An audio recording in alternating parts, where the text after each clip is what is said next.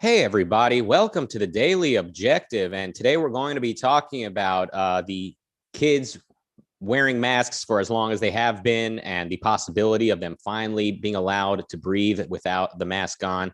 And it has come to my attention, scrolling through twitter.com, that LA schools are going to begin allowing K through 12, that for those of you non-Americans, kindergarten through 12th grade, to take their mask off outdoors. Wow. Imagine. Only took 2 years or so watching adults around the country and around the world partying and having a good time watching the Super Bowl with no mask on. Anyway, enough of my little opinionated introduction. I do want to remind you all real quick, we're coming to London. That's right. ARCUK is going to be in London with the Daily Objective Live and other live shows that you're going to want to be at. So March 28th, that week is when you want to be there at that. And that weekend is Ayn Rand Con, also in London. And of course, the day after Ayn Rand Con, April 4th, is a special ARCUK event you're going to want to stick around for. So more information, hit up ARCUK at the contact tab on the website, link below. And with that, let's talk about masks. Let's talk to a guy who, I mean, this guy, you've seen him everywhere. He had the titular line in the show Supernatural. I recall he said, "Boy, this is all so supernatural." It's Mark Pellegrino. I'm glad I had a line that you remember. Absolutely. It's who can forget. That was memorable. Yeah. So, I mean, the kids wearing masks, I mean, do you think there was ever a reason to make them wear masks, in your opinion, or do you have an opinion on that? I don't think there was ever a reason to have them wear masks. It certainly was one more way the political class could use hyperbole to keep everybody on their heels and scared, because I think they like us that way, because they can do more things to us when we're scared and irrational. But no, they shouldn't have worn masks. Well, what about the idea that like their parents or grandparents or people in their household might be the high risk groups, you know, either they're ill or they're old or they're obese, and the kids obviously breathing around each other could pick up the virus and bring it home. So I guess how would you respond to that if yeah, I mean, I know we've had decades upon decades of giving our moral agency over to the government. So many of us have an infantilized view of the world, that our health is not our responsibility, but society's responsibility. But I'm going to go back to that old fashioned idea that that's on you. And if you have risk factors that in your home, well, accordingly, do what you need to do to mitigate those risk factors, but that's not anyone else's responsibility. Yeah, it just blows my mind, you know, like I don't have kids, as you might be able to tell by the clean room I'm in and the lack of gray hair. But like every once in a while, I catch one of these news stories and it's just, yeah, kids still wearing masks. I mean, their lives are being altered by this, right? Like, seeing each other's faces is an important part of entering the world when you're born, when you're a child, right? To just have this mask on you all the time and all your fellows wearing a mask all the time, you're missing out on an important aspect of what it means to become a human being and to interact and to kind of read each other's expressions. Yeah, I mean, I'm not a psychologist, but it does seem to me that in those formative years, part of your emotional language is formed by observing other people in every respect, not just the way they carry themselves, but the way their faces are. And that's part of the communication. That's part of communication for us. It's part of language. And for them to be missing out on that has to have some long-term effects on their brains, for sure. There's a lot of things that worry me. Like I stop and think like, these are the people that are someday going to be working for us, quote unquote. I don't know if I'm going to hire any of them, but I mean, you know, so the world that these kids are entering and the way that what they're witnessing by the adults makes me wonder, like, some of the things they're being taught makes me wonder, like, who the heck they're going to end up being. I only just kind of hope that the kids end up really kind of sort of rebelling by being very common sense based and like very kind of not insane. And maybe there'll be kind of like a pendulum swing in the direction of reason and sort of handedness.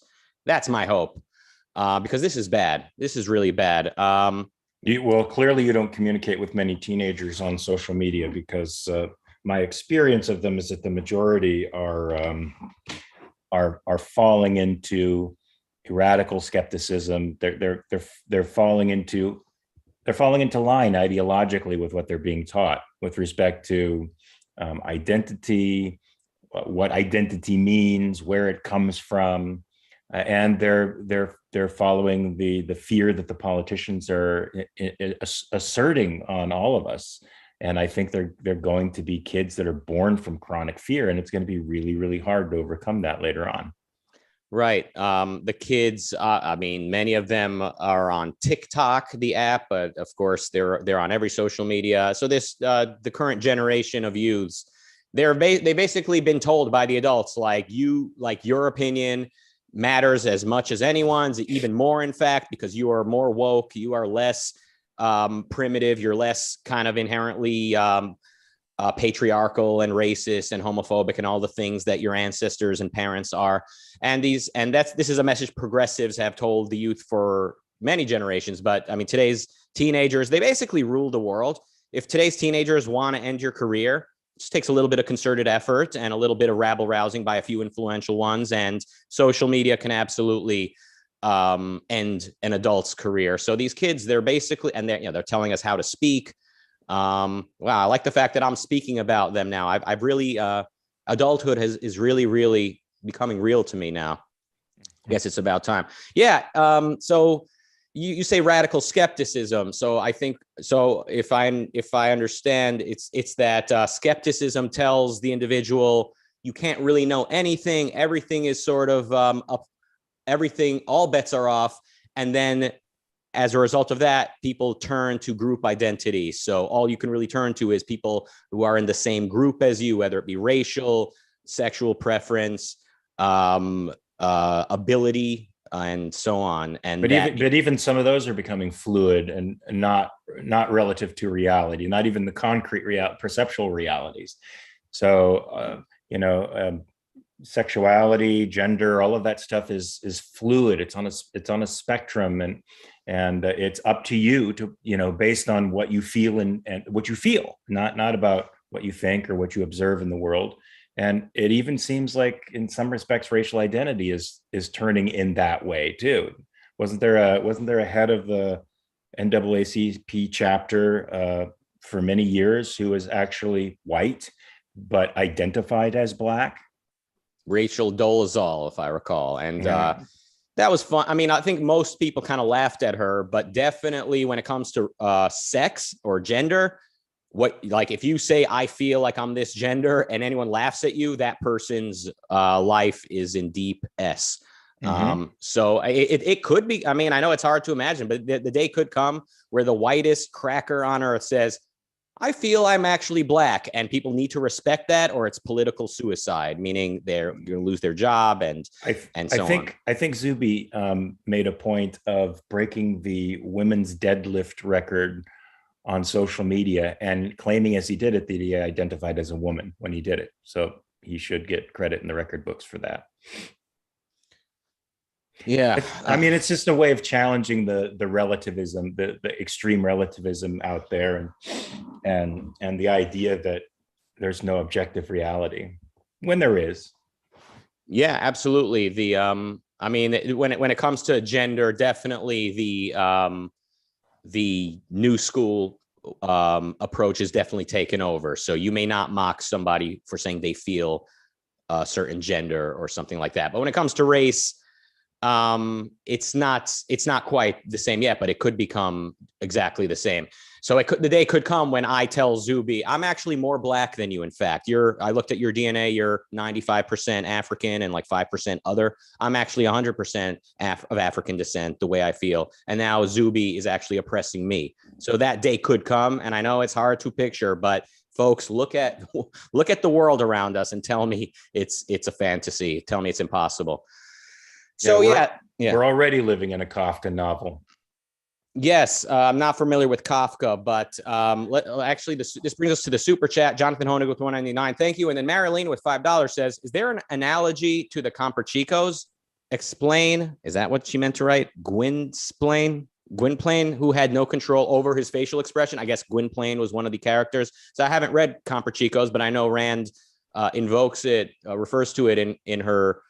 The Man Who Laughs was the Victor Hugo book, and Rand mentions it in the Comprachicos.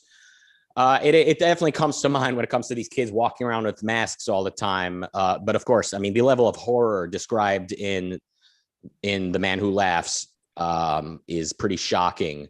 Do you recall that essay? Yeah, I read it years ago. I wouldn't be able to pull it up out of my memory banks now. So in the Victor Hugo novel, it's sometime in the 16 or 1700s, these group of nomads, they basically buy children and then they turn them into circus freaks. So they like put them in these like casts, you know, like arm casts, but like body casts, and purposely deform them.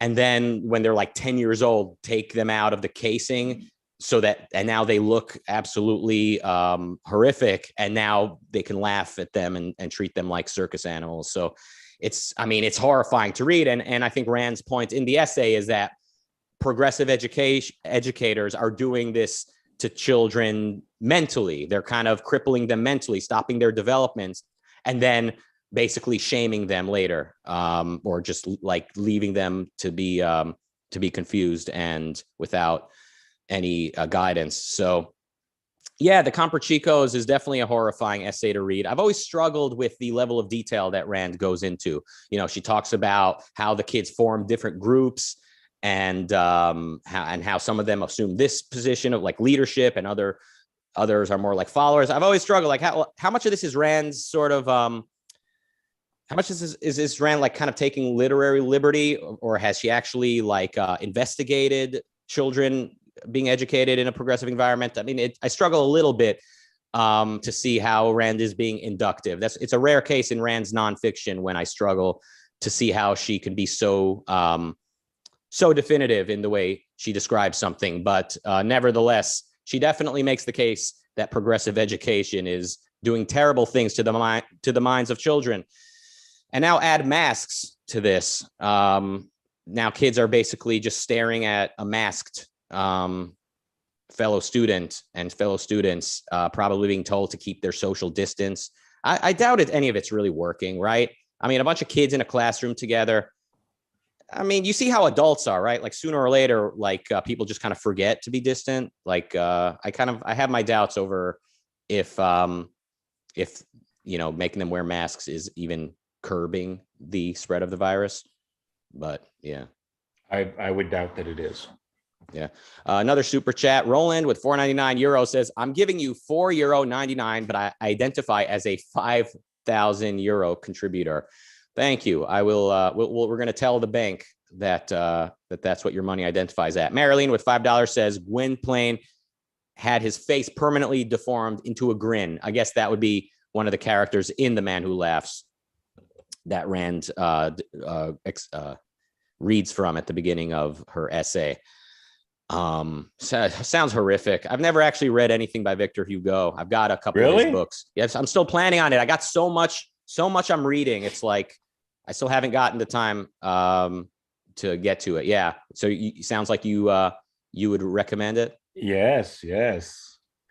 Yes. Read The Hunchback of Notre Dame. Mm-hmm. Yeah. I mean, Victor, I'm talking about him like I know him personally. He goes off on a 50-page diatribe on the architecture of Paris.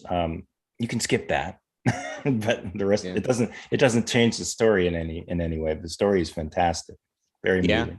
And yeah. Les Mis as well. Have you read that story? Yeah.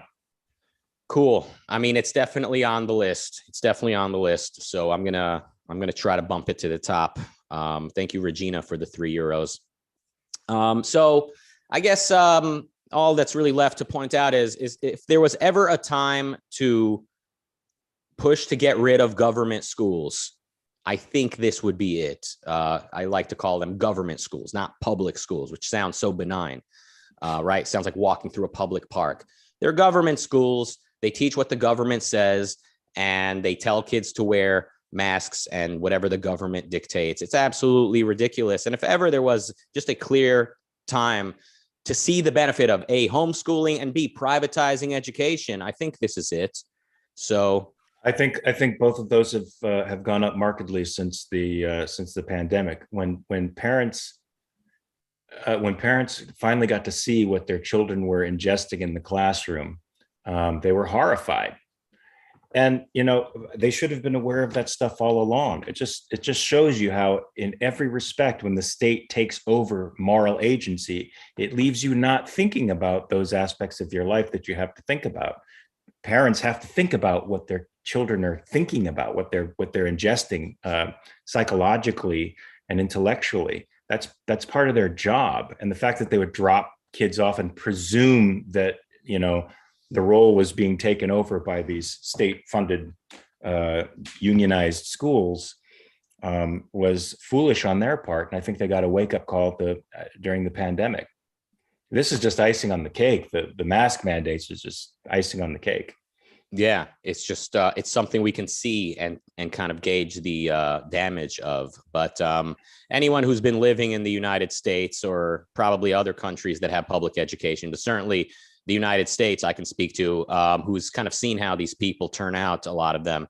The capacity to think critically is stunted, and just the difficulty that a lot of us have trying to spread a philosophy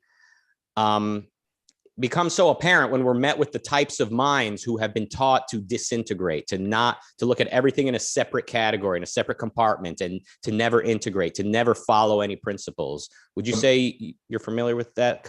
Well, I would say I was having this conversation with an objectivist on social media earlier today, that when the culture accepts this kind of tyranny and they become active participants in it, the culture, the private sector, so that social media platforms are more or less mirrors of what the government wants. What do we do as objectivists? How do we fight this? Because we're for private enterprise, we're for private property, we're for people being able to dispose of their property as they see fit. But when you have such an intertwining of ideology, it's not really private property anymore. It's not really quite the same thing.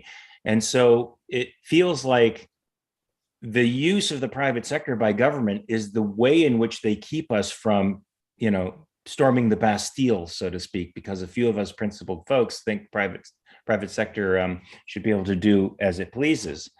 But there's definitely no line between the private and public sector in a way now. And when the culture is reflecting what the government wants, maybe it's time to pick up the musket. You first? No, I mean, like, I mean, I think Sure. Well, I'll go. It's not so much, is it time to pick up the musket, but what's going to be on the other side of that violence? You know, how many people actually want liberty? How many people actually want private property? I mean, most people, the answer is more government. So people on the right that are complaining about what they see, they're saying we need the government to be more hands-on to stop social media from emboldening the left, and to basically enforce the fairness doctrine on Twitter, et cetera. So, and that's scary, because we're probably reaching a point where revolution or divorce is necessary, but we don't have the philosophical background to sustain it well, as our founders did. Yeah, absolutely right. So I say what we do is the same thing we did with PBS and NPR, and with any time we saw that, well, not just those, but just like NBC and just like private companies, private broadcast companies that seem to be just mouthpieces for the government, is just push to privatize, push for property rights, push for freedom for technology to develop, and so that there are more options and more opportunities, and just use whatever opportunity we do have, whatever technology we do have access to agitate, to propagate for the truth and for liberty. And we're obviously doing that right now. So that's what I would say is the right thing to do. But I would never say that the answer is to basically kind of like temporarily, quote unquote, increase government controls as a means to get to more capitalism, because clearly that's it's a violation of rights, and hence always makes things worse. So it's obviously a tough situation we're in. I would not have asked for this to be the case, but hey, I'm just glad I am not growing up in today's environment. I'm not going to a school where I'm wearing a mask and hearing all these topsy-turvy worldviews being cast up, being voiced. Yeah, I grew up in a very religious environment, but in a sense, that was much easier to kind of untangle than all of this mishigasm that the kids today are dealing with. Mishigasm? Yeah, you got to know this stuff. If you're gonna deal with the Hollywood producers, you got to learn some Yiddish. Okay. Mishigasm is like craziness. Yeah. Yeah. It's crazy out there. Yeah. So now, whenever you mention the political class, I tend to push back a bit and say, okay, which part of Australia did we import this political class from? Meaning these are our neighbors and our families and our friends, right? They came from our neighborhoods. George Carlin used to point this out, talking about the government. He said they went to our schools, they grew up in our neighborhoods. This is not like some separate. Increasingly, that's not the case, though. Increasingly, it's the case that the people in the political class go to elite universities. They come from elite backgrounds, and they're more or less insulated from us, which is why they can indulge in their utopian schemes and promote them in these closed systems that they live in, and then they go straight into government, not really pursuing business, not really integrating with the rest of us, not really figuring out what the world's about, but more or less promoting what they've been taught in school in the political world. But even those who don't come from that world, I think at this point, with the degree to which political power is pretty much in every aspect of our life, a person who seeks that power is a corrupt individual, unless his sole purpose is to break it all apart and give us back what we need, in which case that person is not a member of the political class. He's just a temporary participant in the political process to break up the system. Well, the chat room is going to love you, that I know. But I tend to be reluctant to kind of paint to go with that picture, because hasn't it always been the case that the highest educated sort of well-to-do families produce the political leaders? It's not, George Washington and Thomas Jefferson were not poor, right? It's not so. It's not so much about the elitists being in charge. To me, it's really just is about the ideas that they're educated with, and also they run on the platform that gets them elected. They make promises that their constituents are asking for. So at the end of the day, isn't it just as much the unions, just as much the blue collar people, just as much the welfare recipients, just as much, big business welfare recipients? You name it. It's the group. It's it's anyone who seeks to advance their moral perspective through the political system, which means by force. I consider all of those people participants in the political class, right? They're trying to get something that they couldn't get in the marketplace and free exchange. Anybody who's trying to get something through force, to me, is a part of that class. It just so happens that many of them are elites, saturated with the wrong ideas, unlike the elites that help to form our country. Yeah, but my point is the people receiving these favors are not, Ivy Leaguers, right? The people receiving all these favors, the people giving their vote in exchange for a promise, are often from all walks of life. So that's kind of the point I'm making, is that in a lobby system like the one we have, it's like we're all part of it. Yeah. Anyone who's not for. I think we're accomplices, but you can, I think people are following the lead of the intellectuals and these folks that we call the political class, and if we can turn them around, we can turn the rest of society around too. Society's become dependent on the political class doing things for them over decades, so that now they presume that the way things are now is the way it's always been, because they've been robbed of a historical education in college and primary and secondary school. Yeah, I think we agree. I tend to see this as the work of the intellectuals entirely. Like, to me, the politicians are like, I don't think of them as important enough to even resent. To me, they are like they're like an empty vessel waiting to be filled by what other people demand. I agree. I mean, at some point in our history, our intellectuals became disaffected and alienated. I think in part that's because, the great enrichment was an empowering of the common man. The everyday man became the king of his own castle, and the elite, like the group of intellectuals that inhabited the aristocracy at one time, and the clerisy, no longer had the power over people that they had before, and they got mad, they got upset, and they've been trying to reassert it over the last 120 years by these utopian schemes that they keep throwing at us. And look, there have been long periods of history where people bought it, right? They bought the progressive era, to a degree. They bought the New Deal to a wider degree. They bought the Great Society, the New Frontier. They buy the 4-year plans that every ambitious utopian president, slams down in front of them. So you're right. People are complicitous in their own downfall. Cool. Marilyn with $2 says she loves me. Well, that's nice. Thank you, Marilyn. What about me? Well, because I said, the chat room's gonna love you. Like, meaning like when. Oh, I see. When you say, like, when the narrative, when it sounds like you're voicing a narrative that says like it's them versus us, like it's the elites versus us, like people love that stuff, But I know you didn't mean it as like a populist type of statement, but people sometimes hear that and they love it. I mean, it's like red meat to a lot of people. Anyway, no other content coming up on the channel today.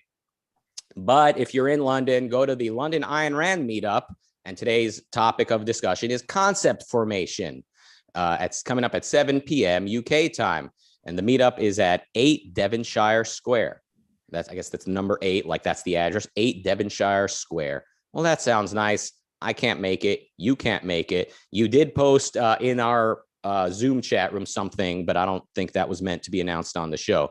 But we are, some of us, we're all going to try to be in London March 28th through April 4th. Hope you all can be there.